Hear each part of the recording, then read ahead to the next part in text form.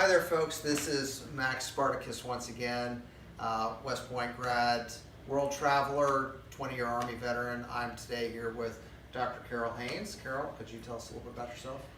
Yes, I'm a National Education Policy Analyst. My doctorate is in Curriculum and Education.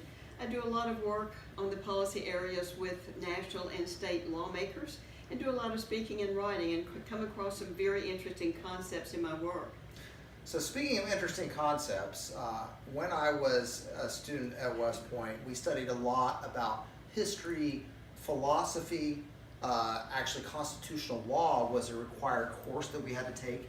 And one of the more interesting books that I came across was actually this one, Starship Troopers, which is a science fiction novel. Have you heard of this book, Carole? I have not.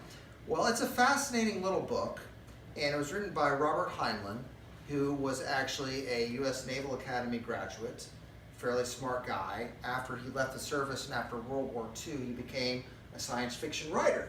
Now you may ask, what in the world does science fiction have to do with American history and philosophy? I would ask that question. I don't see the relationship. Well, first of all, it has nothing to do with the movie Starship Troopers with Denise Richards. That's Horrible movie. Don't even watch that. But when Starship Troopers, when it was actually written, Heinlein was using it as a book to demonstrate his philosophy on government. And what he describes in this book is a world that after a cataclysmic war and after a moral decay of the world, there was a new government formed, and in this new government, the only people that were actually allowed to vote were people who volunteered to serve in the military. So you would have capitalists who could build up great empires of companies. You could have people who want, if they wanted to live homeless, that's fine. But those two categories of people were not allowed to vote or participate in the government.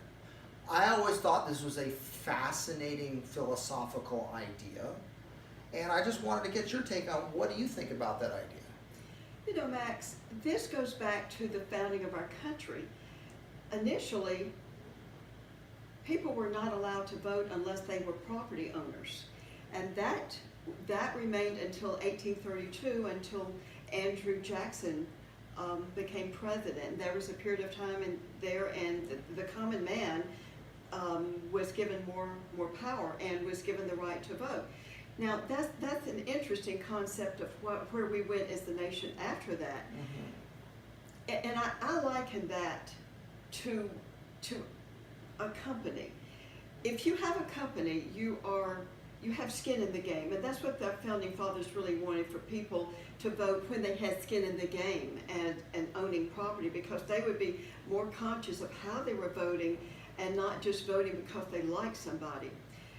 If you have a company that you're running, you're on the line. You're on the line financially, your future, your career, your whole well-being is on the line. The people there who are working for you don't have skin in the games.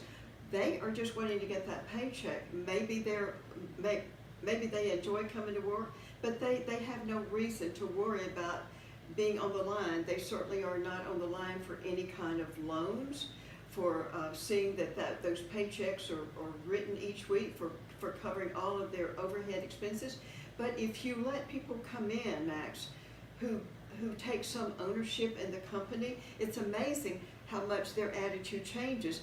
They can start watching to see where the pennies are going. Are we wasting even things for office supplies? You might even start counting the paper clips. You know, where's the money going to? Because now they want to see where the bottom line is and how much they're going to get out of it. So as far as people being able to vote just to have the vote, I think that looking at it from today's perspective, I would have to go back and say, yes, we need to go back and be more restrictive on that. And I probably will get slammed a lot for that. But I think if we have some skin in the game and we don't have all these people coming in who are here illegally and they're wanting to vote just of what they can vote themselves, a free ride through life, if we go back and say there has to be a reason, and it may not just be property owner, but like you said, it could be you're willing to serve in the military, you're willing to do this, but you're willing to do something for that right to vote. I would have to say that I would agree with that. Well, I agree with you. I think there is merit to portions of this philosophy, but another thing that just is very topical today, you know, is in Florida during this last midterm election, which was very contentious, on the ballot, they actually decided to give felons the Yes. right to vote. What is your philosophy on that, having felons vote? I guess one could say if someone has served his time out and he has paid, you know, for what he did and he comes out, then he should be allowed the right to vote. But are we talking about felons who are still in prison? I mean, what are we talking about here in terms of giving that person the right to vote? And I know that in Dallas they've had the same thing. The city council has said, well, if you're a felon, if you've even been convicted twice, and you can sit on the city council. Well, I thought there had to be something for having been a person of merit, of reputation.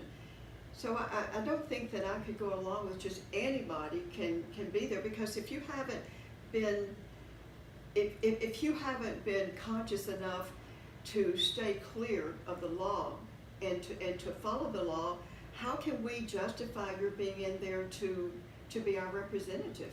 You know, we could talk about this subject quite a bit length, but one other thing that just popped in my head was I was in West Texas recently and talking with some customers of mine, and I ran into a nurse at this particular function, and I told her, hey, I'm going to be in your town for a luncheon on election day.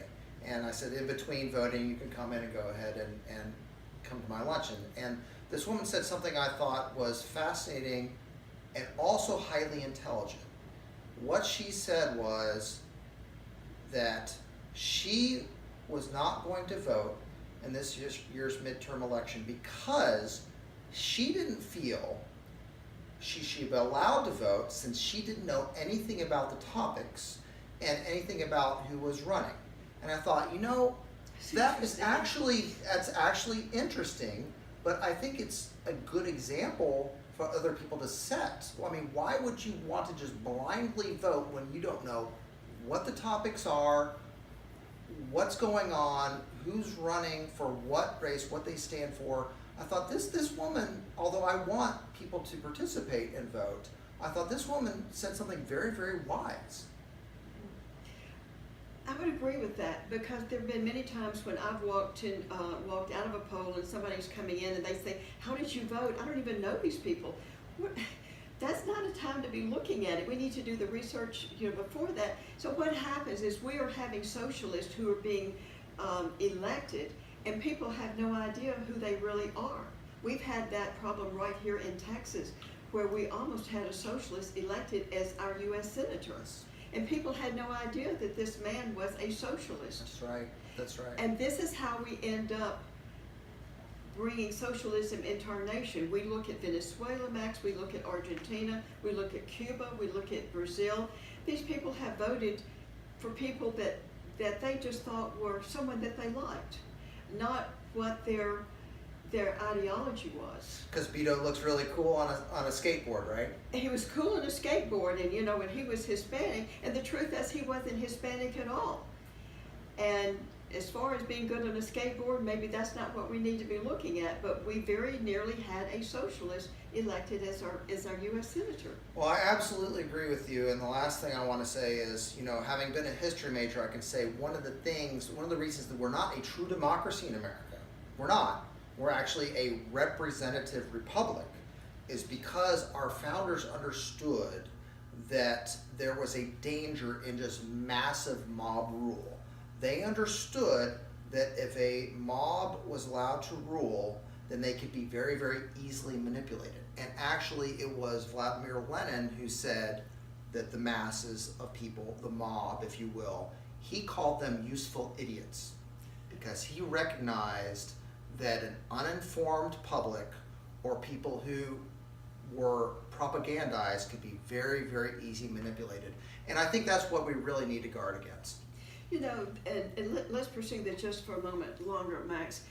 Recently there was a poll, and on TV they were saying, are the people growing weary of democracy, of our democracy? And that really disturbed me, because I thought, you know, they don't even have an idea that we don't live in a democracy. And then I looked over at this docket, this newsletter that came through from the George Bush Presidential Library. And there was this big thing about they were going to be having a panel discussion, and it was on our democracy. And I'm thinking, that is amazing that the Bush Library would talk about our democracy. How come they weren't having a discussion on our republic? And then we talk about are people growing weary of democracy? And it's exactly just what you said. We actually are a democracy right now. We're not a republic. We've really turned into a democracy. You know why, Max? Because we've got mobs out there, and they're calling it a mobocracy. Did I say that right? I mean, it is truly a bunch of mobs out there. And so we're moving away from our republic, which is very dangerous. If we move into a democracy, we're in a danger zone, because you know very well there has been never a democracy in the entire world that has lived. They have all crashed and burned. Well, and that's true with a pure socialist society as well. And I'm afraid that is where we're headed if we don't have an informed citizenry and we continue to erode people's education by not educating them on the founding principles of this nation and on what the founders intended this nation to be, which was a representative republic. Max, as always, you are so great. You really know your history. You really give us so much information. I'm looking forward to our next session. Thank you so very much for your insight. Well, thank you very much, and I had really enjoyed this time. Thank you.